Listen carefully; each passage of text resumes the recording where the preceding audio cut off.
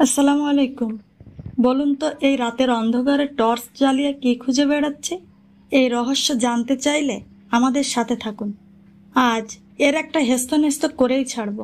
না, তবে কোনো গুপ্তধন খুঁজে বেড়াচ্ছি না। একটা বিশেষ গাছ খুঁজছি, যার কয়েকটা পাতা লাগবে। সেই পাতা দিয়ে দারুণ একটা কাজ করব। দেখতে থাকুন। হ্যাঁ, পাওয়া গেছে। ছোট গাছ, তবে অল্প কিছু পাতা লাগবে, তাই এখান থেকেই নিয়ে নিচ্ছি। এটা ডুমুর গাছের পাতা, অনেকেই চেনেন হয়তো। এই পাতার গা বেশ ধারালো আর খসখসে, এর জন্য এই পাতাই আমাদের দরকার।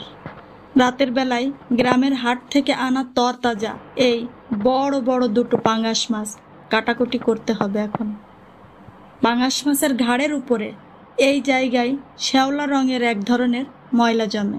এটা ভালোভাবে পরিষ্কার না করলে পাঙ্গাস মাছ রান্নার পরে বাজে গন্ধ বেরোতে পারে। তাই এই ময়লা পরিষ্কার করা জরুরি।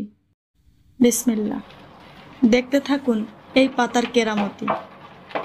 এই পাতা দিয়ে মাছ ঘষবো আর ম্যাজিকের মতো মাছ সাদা হয়ে যাবে। এই ময়লা পরিষ্কার করতে এই পাতা বেশ কাজে দেয়। ডুমুর পাতা নিয়ে মাছের যে অংশগুলো ময়লা, সেখানে এভাবে ঘষতে হবে। সাবধানে করতে হবে, না হলে বড় কাঁটায় হাত কেটে যেতে পারে। কাজটা একটু সময় নিয়ে করতে হবে।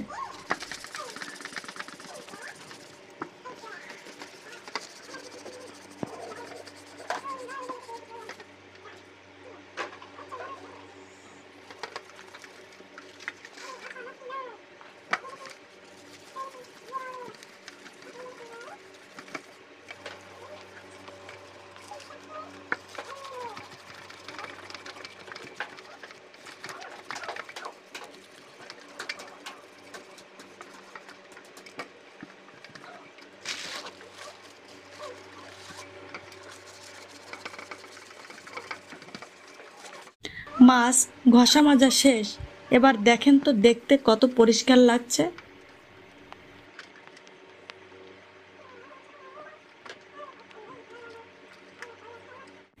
এখন মাছগুলো কেটে নেব।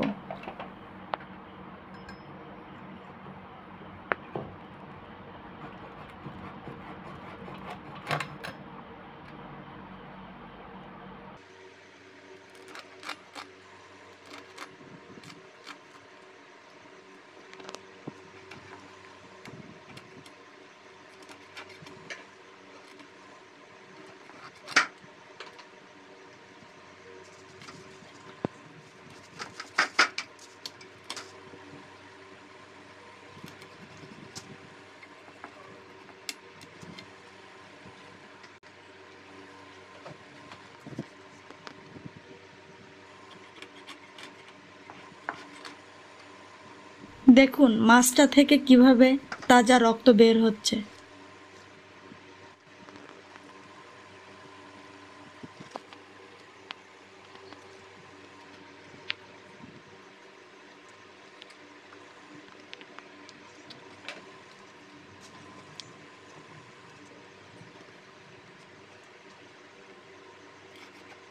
মাছ যত বেশি টাটকা হয়, তার রক্তও তত উজ্জ্বল লাল হয়।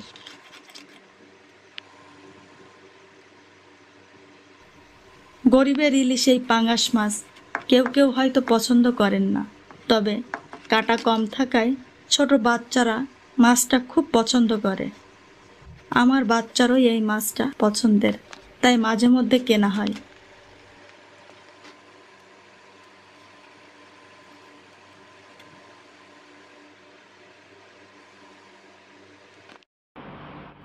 মনে হচ্ছে যেন মাছ নয়, মাংস কেটেছি। রক্তে মাখামাখি অবস্থা। মাছ কিনতে গেলে বরফ দেওয়া মাছের চেয়ে তাজা মাছ কেনার চেষ্টা করবেন। আমি মাছগুলো কেটে নিয়েছি, এখন এগুলো ধুয়ে নেব। তবে মাছ ধোয়ার জন্য আমি একটি বিশেষ পদ্ধতি ব্যবহার করি। আমার খালার কাছ থেকে শিখেছি, আপনিও শিখে রাখতে পারেন। মাছ ধোয়ার জন্য আমি এই পাতিলেবুটা কেটে নিচ্ছি।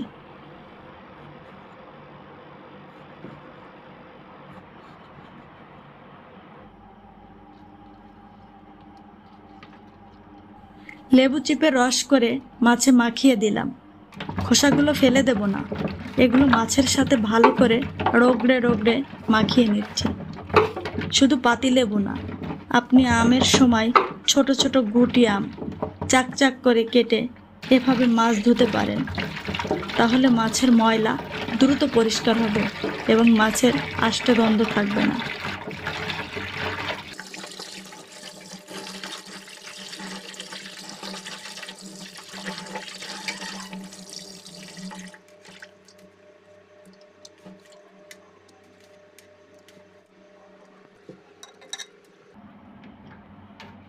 দেখুন মাছ ধোয়ার পরে কত পরিষ্কার হয়েছে।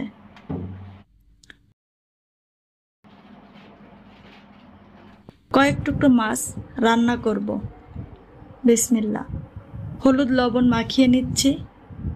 মাছ ভাজার জন্য আমি চুলায় তাওয়া বসিয়েছি।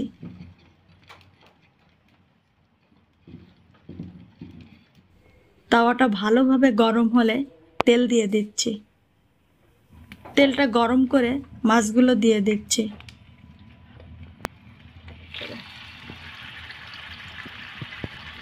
মাছ ভাজার ফাঁকে আমি মশলাগুলো তৈরি করব। আমি শিলপাটায় প্রতিটি উপকরণ বেটে নিচ্ছি।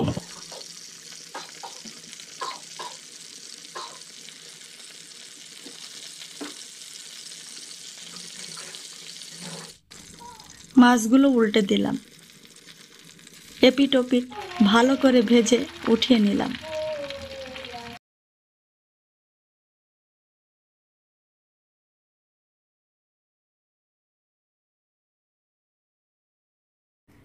এখন চুলায় একটি কড়াই বসিয়ে কড়াই গরম করে তেল দেব। তেল গরম হলে গরম তেলে এক এক করে মশলাগুলো দিয়ে দিচ্ছি। পেঁয়াজ, রসুন, আদা, জিরা, শুকনো মরিচ বাটা, সবগুলো উপকরণ দিয়ে কিছু সময় নেড়ে চেড়ে দেব।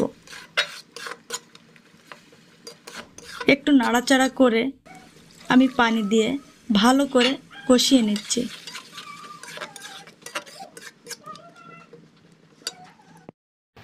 মশলাগুলো ভালোভাবে কষানো হয়ে গেলেই ঝোলের পানি দেব।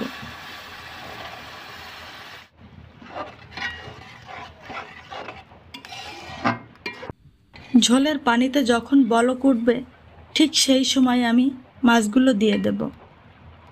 মাছ দেওয়ার পর খানিক সময় জাল দিয়ে ঝোল কমিয়ে মশলাটা মাছের গায়ে মাখা মাখা হলে তখন নামাতে হবে।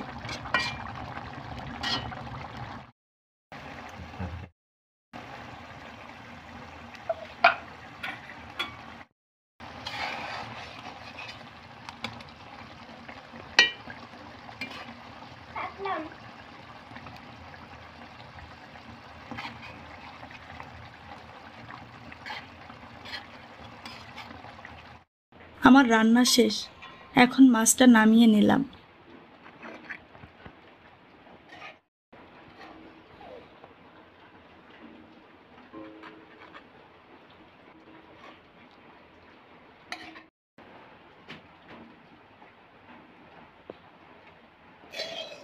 একদম দেশি স্বাদের পাঙাশ মাছের এই ঘরোয়া ভুনা দেখুন তো কেমন লাগছে, কমেন্টে জানাবেন কিন্তু। গ্রাম আমাদের শেকড়, গ্রামকে ভালোবাসুন। গ্রামের এমন আরও কি কি রান্না দেখতে চান সানন্দে আমাদের জানান। আমরা আপনার মূল্যবান মতামতের অপেক্ষায় রইলাম। ভালো লাগলে চ্যানেলটি সাবস্ক্রাইব করুন। ভিডিওতে একটা লাইক দিতে পারেন, শেয়ার করে অন্যদের দেখার সুযোগ করে দিন। সবাই অনেক ভালো থাকুন। সবার জন্য দোয়া রইল।